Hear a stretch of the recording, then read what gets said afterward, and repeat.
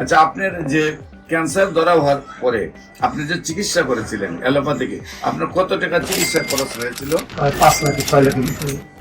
বিশেষ করে আমার সাথে MBBS doctor, DSMS doctor, BSMS ডাক্তাররা আছেন গণস্বাস্থ্য হোমিওতে, এবং আমরা সবাই সহযোদ্ধা হিসাবে নিয়ে কাজ করে আমরা যে সফলতা পেয়েছি তার একটু প্রমাণ আপনাদের সামনে তুলে ধরছি। ভাইজান, আপনার নাম? লিটন দাস। লিটন দাস। আপনার পিতার নাম? বলাই বলাই দাস। আপনার ওয়াইফের মায়ের নাম? সরস্বতী দাস। সরস্বতী দাস। আপনার ওয়াইফের নাম? ওয়াইফ নাই, বিয়ে করেন নাই? আচ্ছা আচ্ছা। আপনার বাসা কোথায়? সায়দাবাদ, সায়দাবাদ, পুরান ঢাকা, পুলিশ পাড়ির পেছনে। কিভাবে কোথায় চিকিৎসায় যান, কিভাবে চিকিৎসা আপনার এই রোগ ধরা পড়ে এবং কোথায় কোথায় চিকিৎসা করেছেন এবং কিভাবে সুস্থ হয়েছেন একটু দেশবাসীর উদ্দেশ্যে বলেন। প্রথমে আমার 2-2.5 বছর আগে ক্যান্সার ধরা পড়ে, লাং ক্যান্সার। ওখানে আমার অপারেশন হয়, একটা লাং চলে যায়, একটা লাং এটা ফেলা যায়, একটা রাখে। আর কেমো দিয়েছিলাম 3-4টা কেমো দেওয়ার পরে আবার 2 বছর পরে এটা ফিরে আসে শরীরে। ডাক্তার বলে আবার কেমো দিতে হবে।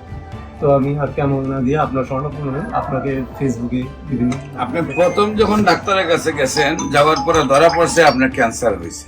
হ্যাঁ, তো ক্যান্সার হওয়ার আগে আপনি ডাক্তারের কাছে গেছেন, আপনার কি প্রবলেম হতো?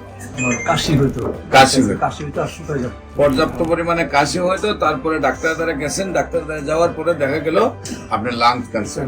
তারপরে আপনি লাং কেটে ফেলেন, কেটে ফেলে 2 বছর মোটামুটি একটু সুস্থ থাকেন। তারপর আবার ক্যান্সার ব্যাক করে আবার কফ টফ সব চলে আসে।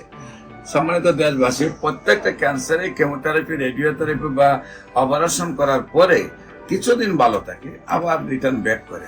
তারপরে আবার অপারেশন, আবার কেমোথেরাপি, আবার রেডিওথেরাপি দেওয়ার পরে আবার কিছুদিন ভালো থাকে, তারপরে আর চিকিৎসায় ধরে না, একসময় মৃত্যুর মুখে ঢেলে পড়ে।